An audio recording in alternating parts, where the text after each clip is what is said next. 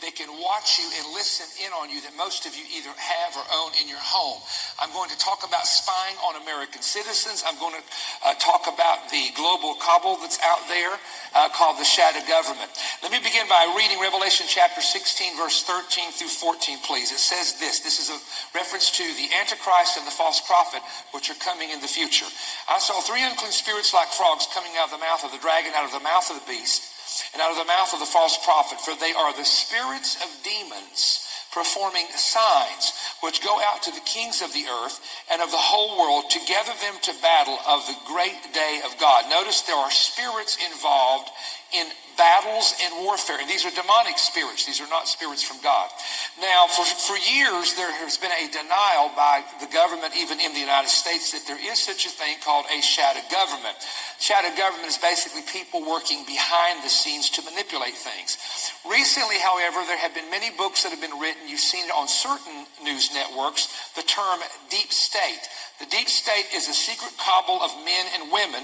They all know each other, who work behind the scenes in secret to control public interest. It is actually a network of individuals. This group wants to control all information that you hear. They want to control your buying and selling habits. They want to also control what you are able to say or not to say publicly. And they sometimes use the framework of political correctness, or they will pass laws of certain types that deal with different laws. You know what I'm talking about, that will try to limit conversations, what we can say, what we could do. The Bible itself is now being under an attack as a book that's against certain types of lifestyles, and it should never be used in counseling. Laws are being passed in the United States concerning that. Now, how do these individuals that are a part of this particular group, this cabal of people, what do they think about Christians? In the previous administration, there was a memo that was released by accident that told about what the dangers to America were and whom were the greatest threats to the United States. And I'd like to read to you 4 of the points. Number 1, if you are someone who comes off of the grid to live in the mountains or in the country area, you are considered dangerous by this cabal of people. Number 2, if you preach prophecy, especially the book of Revelation and the Apocalypse, and you deal with the subject of globalism and world government control, you are a threat to the system, according to this memo.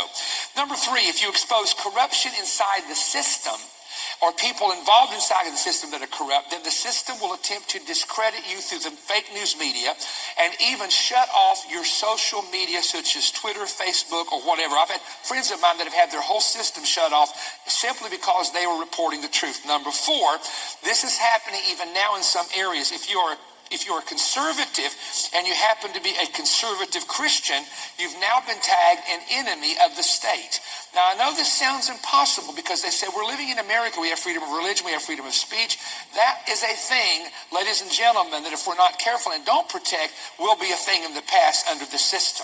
There have been 8 organizations that have been recognized by secular, scholarly, or mostly secular writers and researchers. See if you recognize any of these names. The New World Order, Global Government, the Illuminati, the Trilateral Commission, Council on Foreign Relations, the Bilderbergers, the Bohemian Grove, and also the Committee of 300. Now, people, when you start teaching something like this on maybe deep state, they think you're a conspiracy theorist. They call it a conspiracy theory. But let me give you about 4 quotes from individuals who talked about some of these organizations. Here's what George Washington said. It is not my intent to doubt that the doctrines of the Illuminati, the principle of the Jacobsons, had not spread to the United States. On the contrary, no one is more truly satisfied of this fact than I am. Then we have Theodore Roosevelt that said, behind the obstinable government sits enthroned an invisible government owing no allegiance and accountability and accounting knowledge to responsibility to the people. H.G. Wells, in his 1940 book on the New World Order, wrote, it is the system of nationalist individualism that has to go. We are living in the end of sovereign states. In the great struggle to evoke a westernized world socialism, contemporary governments may vanish. Countless people will hate the New World Order and will die protesting it. Listen to this quote from James Warburg, whose father was head of the Federal Reserve. We shall have a world government, whether we like it or not. The question is only, will world government be achieved by consent, or will it be achieved by conquest? Then listen to Larry McDonald, who was a Democratic senator for the U.S. House in Georgia several years ago. The drive of the Rockefellers and their allies is to create a one-world government combining super-capitalism and communism under the same tent, all under their control. Do I mean conspiracy? Yes, I do. I'm convinced that there is such a plot, international in scope, generations old in planning, and incredibly evil in intent. Now, there's something called the Committee of 300. This is a title, a name that has been given by a particular writer who did the research on this. They exist in the United States, in Mexico, in Europe, in Asia, and in the Middle East, actually in places throughout the world. They are globalist in their agenda, a one-world system, a one-world currency, and a one-world religion. They send their children to the same universities. They're connected in business. Sometimes they differ in religion and they differ in particular policies, but they all unite over one thing, which is money. They control shipping, they control trade, they control the global banking system, they control the food supplies around the world, they control transportation, and some of them even control the leaders of some of the major religions in the entire world that exist. They are all becoming involved now, and I say all, that's a broad statement, but many of them who are a part of this cabal system are becoming very heavily in artificial intelligence. We talked about that, AI, collecting information on people and working in what we call the shadows. Now, you've heard on the news probably the term shadow government. What is the meaning of a shadow government? I'm going to give you a quote by one specialist who has studied the shadow government. It is that the political power does not reside in the elected representatives, but in private individuals who control them. Now, I will not publicly name the man, but there is one man that is behind most of all of the protests in the United States. And, everybody here is saying his name out loud, so, But this is nothing secret. This is something that is very well known. He's a multi-billionaire. He hates conservatism. He has no respect for Christianity, especially. He's been in trouble quite a bit in Europe. Certain countries in Europe just despise the man because what he did, he manipulated the money to become rich while the people in the countries suffered. And that's another story in itself. But one thing about this cabal of, let's say, the 300 is that they all know each other. And even though they are different religions, they live in different countries, they know each other. They all send their kids to major universities, either in like in the UK, in England, or they try to send them in the United States. A lot of times, some of their sons, the sons of a king of Arabia, the sons of a king in an Islamic country, the son of a prince in Europe, they go to the same universities in America and they get to know each other because the families have known each other for a long time. It would surprise you, even though in the United States you'll see the Republicans and the Democrats and they're always fighting each other, it would shock you how those people actually know each other, party together. Come on, somebody. They fight each other over issues, but the families are very close. I could name a family right now. It would stun you to know who some of their best friends are. Now, these political families send their children to Georgetown, Harvard, Yale, Princeton, Oxford, and so on. And that, so we have this what we call a cabal and inner circle of the world's wealthiest families who literally are controlling, as I said, banking and food and transportation and media and journalism, the newspapers, and they're all a cabal of people. Now, the other thing I want to share with you because this sounds negative when you say that, there is something good that's coming out of these individuals knowing each other and sending their children out of the Middle East, for example, to the United States. And that is that once they come out of the culture, for example, of the Middle East, and they come in the West, they begin to open up their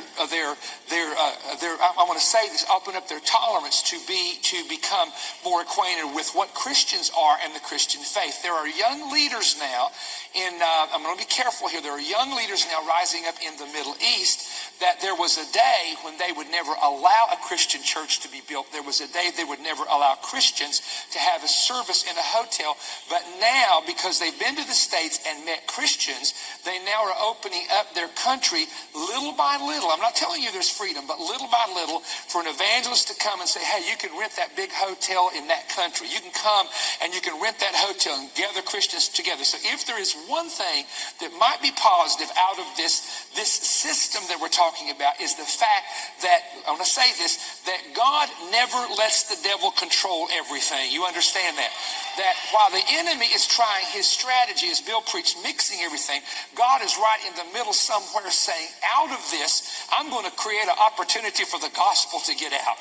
Out of this, I'm going to let that young world leader that's going to rule a country meet somebody who is saved and filled with the Holy Spirit that can read the Bible to them. So this is the part that I don't want to leave out, that God is, to me, is the exciting thing. Now, in a few moments, I'm going to be showing you a stunning picture that was hidden in a picture frame where they were spying on a preacher, and I don't want you to miss that. I'm going to share with you some information of things that are in your house that you might not be aware of that can be hacked into or people can actually listen in on. So what I'm going to do for the next few moments is I'm going to share some pretty shocking stories, and I'm going to be careful. In most of them, I will not name the names. I may name the name in one instance, but I want you to follow me because I'm going to share with you some information that came across to me several years ago.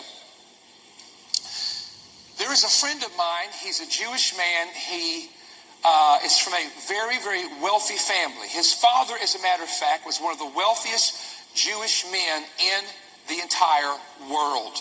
His father was a diamond miner and a gemstone miner, and he had so many diamonds and gemstones that his son told me that we didn't know where to keep them at, so we hid the uncut stones in feed bags in a barn. If you'd have walked in the barn, you'd have seen hundreds and hundreds of these sacks and feed bags, and people would just have assumed that it was for the horses and the cows, but it wasn't. This man also owned an enormous amount of property in Israel, in the West Bank. I mean, some of the property is famous. Some of it is worth probably millions and millions of dollars. He would actually buy property using a corporate name and buy it under that name. This man was so well known that when he died, his son did not even realize everything that his father did. His father knew world leaders. His father flew into places and helped world leaders set up their security systems. And because of the father was so well known, when this son would visit a country, sometimes he would be openly welcomed and met at the airport by government people that knew he was coming and knew who his father was, that he didn't even realize that. His father had bank accounts all over the world. He said some of these, the government came in and seized after his father's death. When his father passed away, the government of Israel, some of the people came into his father's house, sealed it off, and took barrels, just went in and filled barrels with papers and information and everything that was in the house, and a lot of it, he said, I'll never know what was in there. But he said, I did find out my dad was very high up, and he also knew everything about every politician, the good and the bad. Maybe that's why papers were taken and sealed up. I don't know. Now, he said something to me very interesting. He said, because of my connections, I was able to get an invitation to the Bilderbergers' secret meeting that happened in Greece and also that happened in Jerusalem. And he said, they welcomed me in, and he said, what I heard blew my mind. And he began to tell me a little bit of it. He began to tell me about global plans. He began to tell me about how they control the interest rates and how they control the money through the World Bank. And this was way before Greece had any problems. They were going to literally set up a system that Greece was going to have difficulty. As you know, Greece has had terrible economic problems, not able to pay their loans back. They talked about Spain. They talked about even the United States. And he said everywhere they would go to have a meeting in that country, it wouldn't be but a short time later, that country would end up in total chaos. And he said, all of it is about banking and all of it is about money.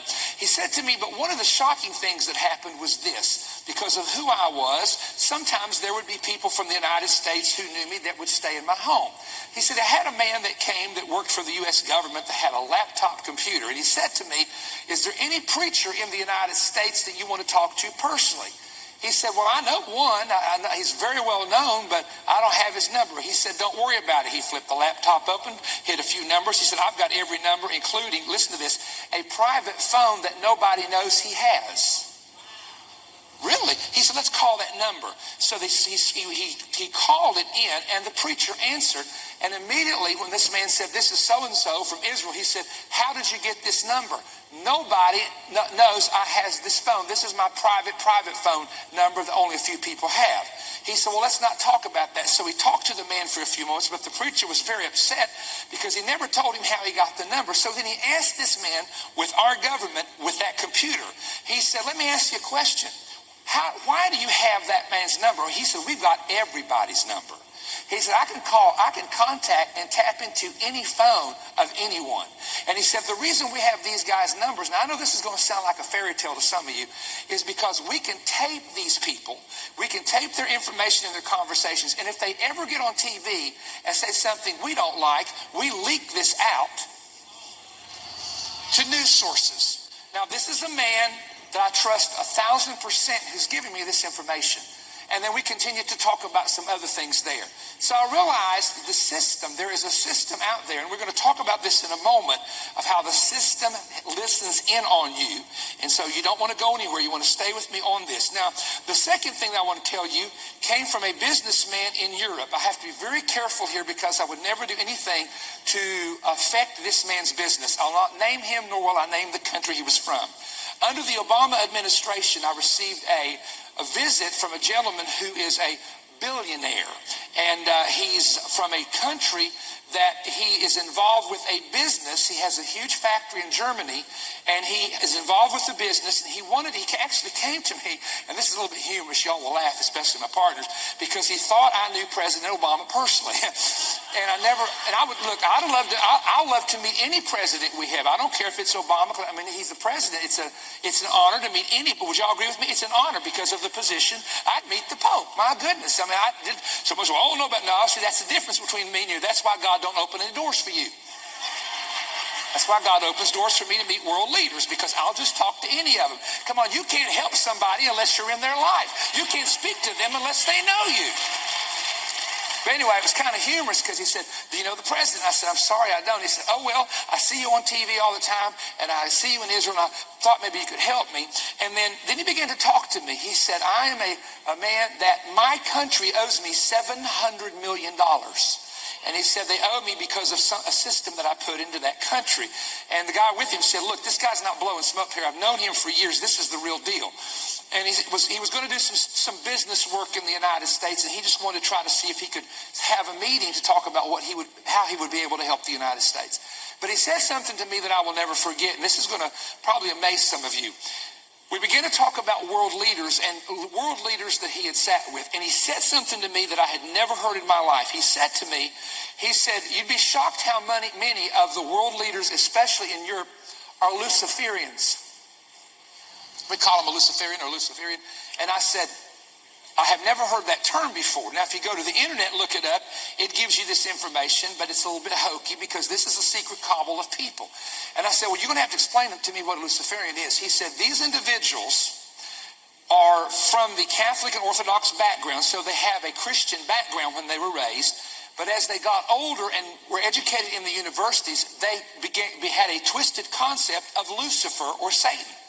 And they said they read a verse, somebody said one of their leaders a long time ago read a verse in Luke where Satan was tempting Jesus and said, bow and worship me and I'll give you the kingdoms of the world, for they're delivered to me, and whosoever I will I give them.